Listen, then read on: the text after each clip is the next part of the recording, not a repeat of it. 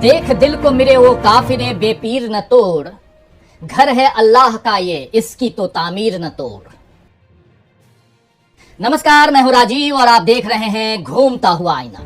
पिछले एक सप्ताह में देश की राजनीति में बहुत कुछ बदल गया है और ये बदलाव मामूली नहीं है बल्कि उस तरफ इशारा कर रहा है कि आने वाले वक्त में देश की सियासी तस्वीर आज के माहौल से बिल्कुल अलग हो सकती है। अब तक बीजेपी के लोग मोदी जी की लोकप्रियता के बारे में बढ़ चढ़कर बातें किया करते थे।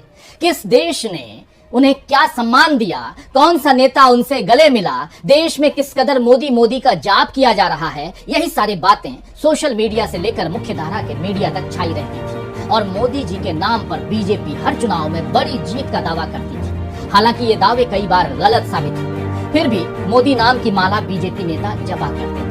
और अब सियासत की बदलती तस्वीर में यही बीजेपी के नेता इस कोशिश में लगे हैं कि कैसे भी करके मोदी जी की छवि बचाई जाए, क्योंकि मोदी जी इस वक्त बुरी तरह से घिर गए हैं। दरअसल मणिपुर पर उनकी चुप्पी उनकी ही कुर्सी पर भारी पड़ रही है और इस सप्ताह जिन बड़े राजनीतिक बदलावों की बात मैं कर रहा हूं उनमें सबसे बड़ा चेंज यही है कि मोदी जी को मजबूरन झुकना पड़ा है। अपनी सत्ता के गुरूर में पीएम नरेंद्र मोदी ने 9 सालों तक मन की बात की और मनमानी भी की, लेकिन विपक्ष के दबाव ने मोदी जी के इस गुरूर को तोड़ दिया है कि वे देश के प्रधानमंत्री हैं तो हर बात उनकी मर्जी के हिसाब से ही होगी। जी हां, विपक्ष भी अब केवल कांग्रेस, केवल टीएमसी, केवल आम आदमी पार्टी या सिर्फ जेडीयू नहीं रह गया है, बल्कि अब विपक्ष का मतलब इंडिया है। बेंगलुरु में विपक्षी दलों ने अपनी एकजुटता को यही नाम दिया है, क्योंकि इस इंडिया शब्द के आगे एनडीए को खड़ा रखना बीजेपी के लिए मुश्किल होगा। इस सप्ताह के बड़े राजनीतिक बदलाव में विपक्षी एकता की बेंगलुरु बैठक भी शामिल रही, जिसमें 26 दलों ने एक साथ मिलकर बीजेपी और मोदी जी के खिलाफ मिलकर चुनाव लड़ने का फैसला किया है। देश ने गठबंधन राजनीति के कई दौर देखे हैं दोस्तों, लेकिन इस बार जो गठबंधन हुआ है वो काफी अलग है, क्योंकि इस बार विपक्षी दल केवल सत्ता में आने के लिए एक साथ नहीं आए हैं, बल्कि भारत को बचाने के लिए इंडिया का गठन कर लिया गया है। बीजेपी को सत्ता से हटाने के लिए इंडिया तैयार हुआ है, क्योंकि सवाल लोकतंत्र को बचाने का है।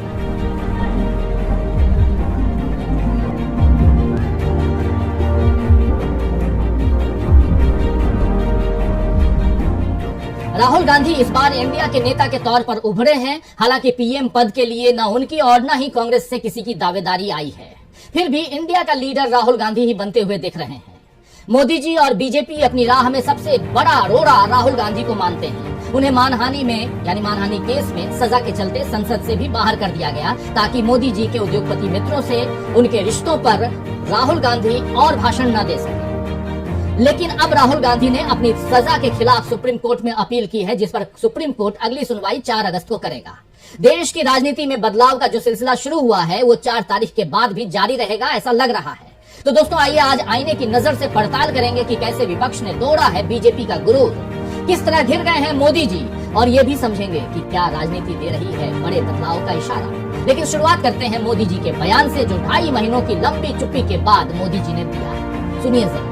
आज मैं आपके बीच आया हूं, इस लोकतंत्र के मंदिर के पास खड़ा हूं, तब मेरा हृदय पीड़ा से भरा हुआ है, क्रोध से भरा हुआ है। मणिपुर की जो घटना सामने आई है, किसी भी सभ्य समाज के लिए ये शर्मसार करने वाली घटना है। पाप करने वाले, गुनाह करने वाले कितने हैं, कौन है,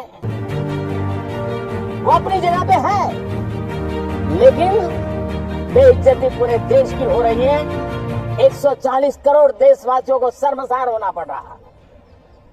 मैं सभी मुख्यमंत्रियों से आग्रह करता हूं कि वे अपने राज्य में कानून व्यवस्था को और मजबूत करें, खास करके हमारी माताओं बहनों की रक्षा के लिए कठोर से कठोर कदम उठाएं। घटना चाहे राजस्थान की हो, घटना चाहे छत्तीसगढ़ की हो, घटना चाहे मणिपुर की हो, इस देश में, हिंदुस्तान के किसी भी कोने में, किसी भी की राज्य सरकार में राजनीतिक वाद विवाद से ऊपर उठ करके कानून व्यवस्था का महात्मा है, नारी का सम्मान, और मैं देशवासियों को विश्वास दिलाना चाहता हूं, किसी भी गुनहगार को बख्शा नहीं जाएगा। तो ये थे देश के प्रधानमंत्री नरेंद्र मोदी, जिन्होंने अच्छे दिनों का वादा देश के लोगों से किया था और लगातार 2 बार पीएम की कुर्सी पर बैठे। अच्छे दिनों के वादे में अब देश की जनता खुद को फंसा हुआ, ठगा हुआ महसूस कर रही है, क्योंकि उसने बुरे से बुरे दिनों में भी नहीं सोचा था कि कभी ऐसी नौबत आएगी जिसमें देश की महिलाओं के साथ इस कदर बर्बरता की तस्वीरें देखने को मिलेंगी। मोदी जी की सत्ता के 9 सालों में देश की आम जनता पर कई तरह के अत्याचार हुए। गौ रक्षा के नाम पर मुस्लिमों को बेरहमी से मारा गया। घर के फ्रिज में रखे मांस पर अखलाक की हत्या कर दी गई। कठुआ में मासूम बच्ची को मंदिर में बंधक बनाकर रखा गया और उसके साथ अनाचार हुआ। हाथरस में दलित युवती के साथ दुष्कर्म के बाद उसकी जान चली गई और उसकी लाश रात को चुपके से जला दी गई। लखीमपुर खीरी में किसानों को पूरे होशो हवास में कुचला गया। पुलवामा में सैनिकों को बस में ठोकर मारकर विस्फोटक से उड़ा दिया गया और इसकी जवाबदेही किसकी है, इसका कुछ आज तक अता पता नहीं है। गलवान में सैनिकों को अपनी जान गंवानी पड़ी। हर मामले पर जनता उम्मीद करती रही कि मोदी जी कुछ कहेंगे या कुछ करेंगे, लेकिन हर बार निराशा ही हाथ लगी। मणिपुर पर भी 2.5 महीनों से मोदी जी की चुप्पी टूटने का इंतजार ही हो रहा था और शायद वो कुछ कहते भी नहीं, लेकिन 4 मई की घटना का जो वीडियो सामने आया जिसमें 2 महिलाओं के साथ भीड़ ने जैसा बर्बर व्यवहार किया, उससे जनता तो भीतर तक दहल ही गई। बीजेपी के नेताओं को भी शायद एहसास हुआ कि अब पानी सिर के ऊपर से निकल गया है, तो उन्होंने बयान देना शुरू किया और फिर मोदी जी को भी सबके सामने आकर कहना पड़ा कि वे दुखी है और उन्हें क्रोध आ रहा है। वैसे ये पहली बार नहीं है जब मोदी जी ने दुखी होने की बात कही है।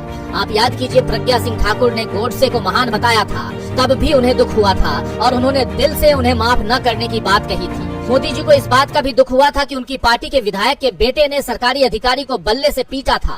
कोरोना काल में जब ऑक्सीजन के बिना लोग तड़प तड़प कर मरते रहे, तब भी मोदी जी दुखी हुए थे और किसान आंदोलन में भी उनका दुख झलका था कि उनकी तपस्या में कहीं कमी रह गई है। दुख तो उन्हें शायद गुजरात दंगों का भी हुआ था, तभी तो उन्होंने कहा था कि गाड़ी के नीचे पिल्ला भी आ जाता है तब भी दुख होता है। तो जैसे मौसम के कई रंग होते हैं, वैसे ही मोदी जी के दुख के भी कई रंग हैं। कौन सा दुख कितने दिन टिकेगा, यानी कब तक कायम रहेगा, इस बारे में कुछ कहा नहीं जा सकता है। गुजरात से आगे बढ़कर मोदी जी को राष्ट्रीय राजनीति में आना था, तो उन्होंने 3 दिन का सद्भावना उपवास रखा था। आप याद कीजिए, मोदी जी दिल्ली की सत्ता पर आ भी गए। अब यही गुजरात मॉडल मणिपुर पर अपनी छाप दिखा रहा है। गुजरात में भी अल्पसंख्यकों पर अत्याचार हुआ और फिर उन्हें हाशिए पर किया गया ताकि हिंदुत्व का परचम लहराया जा सके, और मणिपुर में इसी तर्ज पर जातीय झगड़ों के नाम पर चुनकर अल्पसंख्यकों को निशाना बनाया जा रहा है।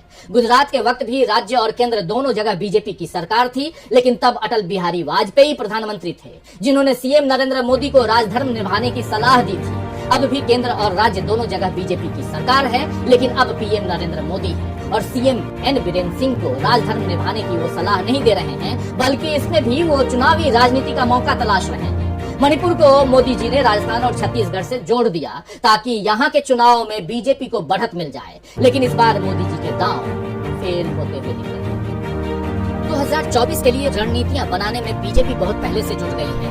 अमित शाह और नरेंद्र मोदी दोनों ने कई बार 50 साल तक सत्ता पर बने रहने का दावा किया है। उनके भाषणों में भी आज के नहीं बल्कि 25 साल बाद के भारत की बात होती है। लेकिन अमित शाह और नरेंद्र मोदी दोनों को ये बात याद रखनी चाहिए कि लोकतंत्र में नेता की नहीं बल्कि जनता की मर्जी अहम होती है। जनता जिसे चाहेगी उसे ही सत्ता सौंपेगी और अब जनता का मूड बीजेपी को उखड़ा दिखाई दे रहा है। पहले हिमाचल प्रदेश और फिर कर्नाटक की हार ने बता दिया है कि जनता हर बार बीजेपी को नहीं जिताएगी और केवल मोदी जी के चेहरे पर वोट नहीं देगी। विपक्ष भी अब इस बात को समझ चुका है, इसीलिए विपक्षी दल अब इंडिया की बात करने लगे हैं। बेंगलुरु में Indian national developmental inclusive alliance का गठन करके विपक्ष ने अब बीजेपी और मोदी जी दोनों को खुले मंच से चुनौती दे दी है कि इस बार उनका मुकाबला इंडिया से होने वाला है। इस मौके पर राहुल गांधी ने भी अपनी बात रखी है।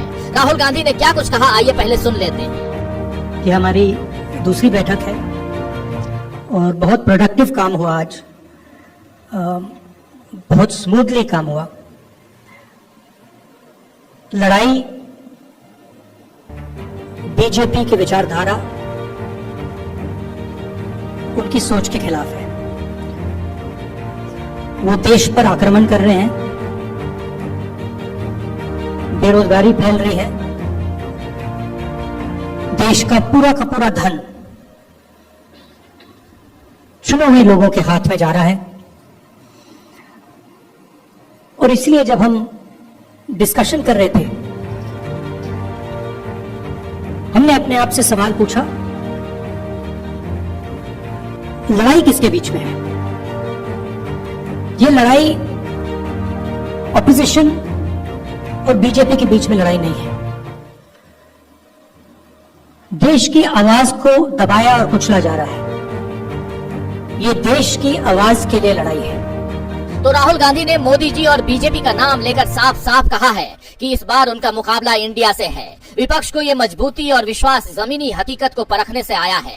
राहुल गांधी ने दक्षिण से उत्तर तक भारत जोड़ो यात्रा कर देश की नब्ज टटोली और उसके बाद भी वो लगातार जनता के बीच जा रहे हैं। कांग्रेस के दूसरे नेता भी जनता के बीच पहुंचने लगे हैं। बाकी विपक्षी दल भी इसी तरह लगातार जनता से संपर्क में हैं। नीतीश कुमार, तेजस्वी यादव, अरविंद केजरीवाल, ममता बनर्जी, उद्धव ठाकरे, शरद पवार, स्टालिन, ऐसे तमाम नेता बीजेपी या मोदी सरकार के सताए हुए हैं और इन सब ने पिछले कुछ वक्त में जनता से जीवंत संपर्क बनाया है। सभी को ये एहसास हुआ है कि लोग बीजेपी से दुखी हो रहे हैं। मोदी जी का फैलाया अच्छे दिनों का भ्रम जाल टूटने लगा है और अगर एकजुटता दिखाई जाए तो मिलकर बीजेपी को मात दी जा सकती है। और यही विश्वास बेंगलुरु के मंच से विपक्ष में नजर आया है। आपको याद होगा विंस्टन चर्चिल ने कहा था कि विपक्ष का मुख्य काम सत्ता पक्ष को कुर्सी से बेदखल करना है।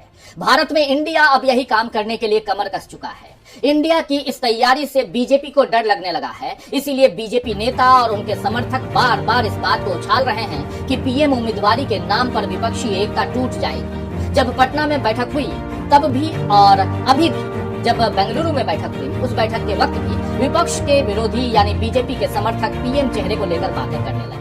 इंडिया का संयोजक कौन होगा, इस पर सवाल उठने लगे। कहीं नीतीश कुमार को नाराज बताया गया तो कहीं लालू जी को खफा दिखाया गया।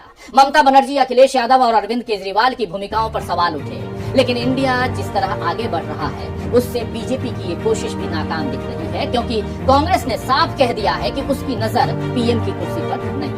विपक्षी एकता को लेकर बार बार ये सवाल उठ रहा है कि इसमें पीएम का चेहरा कौन होगा, क्योंकि कई दिग्गज इस गठबंधन में ऐसे हैं जिनकी महत्वाकांक्षा देश का पीएम बनने की है। लेकिन कम से कम कांग्रेस ने इस पर अपने कदम पीछे खींच करके ये साफ कर दिया है कि वो इस गठबंधन में किसी स्वार्थ से नहीं आई है, बल्कि उसका एकमात्र लक्ष्य बीजेपी को सत्ता से हटाना है। बैठक के दौरान ही कांग्रेस अध्यक्ष मल्लिकार्जुन खड़गे ने कहा कि कांग्रेस कभी भी सत्ता हासिल करना नहीं चाहती थी। उन्होंने ये भी कहा कि हमारी पार्टी का लक्ष्य संविधान, लोकतंत्र, धर्मनिरपेक्षता और सामाजिक न्याय की रक्षा करना है और ये पहली बार नहीं है जब पीएम पद की दावेदारी से कांग्रेस पीछे हटी है। पहले भी कई ऐसे मौके आए हैं जब कांग्रेस ने खुद को पीछे करके अपने समर्थन से किसी और पार्टी के नेता को पीएम बनाया है। आप याद कीजिए कि चौधरी चरण सिंह ने 1977 में बनी मोरारजी देसाई की सरकार गिरने के बाद इंदिरा गांधी के समर्थन से सदन में बहुमत साबित किया और 28 जुलाई 1979 को समाजवादी विचारधारा वाली पार्टियों और कांग्रेस यू के समर्थन से भारत के 5वें प्रधानमंत्री के तौर पर शपथ ली। इसके बाद 1990 में जनता दल के चंद्रशेखर 64 सांसदों के साथ अलग हो गए और उन्होंने अपनी समाजवादी जनता पार्टी बनाई। कांग्रेस के समर्थन के साथ चंद्रशेखर प्रधानमंत्री बन गए। 1996 में 13 दिन की वाजपेयी सरकार गिरने के बाद कांग्रेस के समर्थन से एचडी देवेगौड़ा पीएम बने और 1997 में यूनाइटेड फ्रंट के नेता इंद्र कुमार गुजराल कांग्रेस के समर्थन से पीएम बने। तो 1977 के बाद का दौर हो या 1996 के बाद का दौर हो, देश पहले भी राजनीतिक उथल पुथल और अलग अलग पृष्ठभूमि के लोगों को साथ आते हुए देख चुका है। आज देश एक बार फिर से सियासत की उतरती और चढ़ती लहरों के बीच झूल रहा है, जिसमें कमान संभालने के लिए 26 विपक्षी दलों ने एक साथ हाथ मिलाया है। अब इसमें पतवार कौन संभालेगा, कौन नाव को संभालने का काम करेगा, ये बाद के सवाल हैं, जिनके जवाब ये तमाम विपक्षी दल मिलकर खोज लेंगे, ढूंढ लेंगे। क्योंकि इस बार सबके सामने मुद्दा एक ही है कि किसी भी तरह बीजेपी को सत्ता से बाहर रखा जाए, क्योंकि बीजेपी के शासन में न केवल विपक्ष के अस्तित्व पर बल्कि लोकतंत्र पर ही खतरा दिख रहा है। राहुल गांधी ने इस खतरे को बहुत पहले ही भांप लिया था, इसीलिए वो लगातार मोदी सरकार के खिलाफ आवाज उठा रहे थे। पहले वो अकेले नजर आते थे, लेकिन बेंगलुरु में उनके साथ 26 दलों के नेता साथ साथ नजर आए। बिना किसी घोषणा के राहुल गांधी की उपस्थिति को अनिवार्य और महत्वपूर्ण महसूस किया जा रहा है। जैसे अंधेरी रात के बाद बेसब्री से सूरज के आने का इंतजार होता है और रोशनी के रथ पर सवार किरणें सूरज के आने का ऐलान कर देती हैं। कुछ ऐसा ही माहौल इस वक्त देश की सियासी पटल पर बन गया है। देश सूरज के उगने का इंतजार कर रहा है। खैर, महान शायर बहादुर शाह जफर ने ठीक ही फरमाया है कि ताजे जर के लिए क्यों शम्म का सर काटे हैं, ताजे जर के लिए क्यों शम्म का सर काटे हैं, रिश्ता ये उल्फते परवाना को गुलगीर न तोड़। तो आज के लिए बस इतना ही, फिर मिलेंगे खबरों के नए आईने के साथ। तब तक देखते रहिए डीबी लाइव। नमस्कार।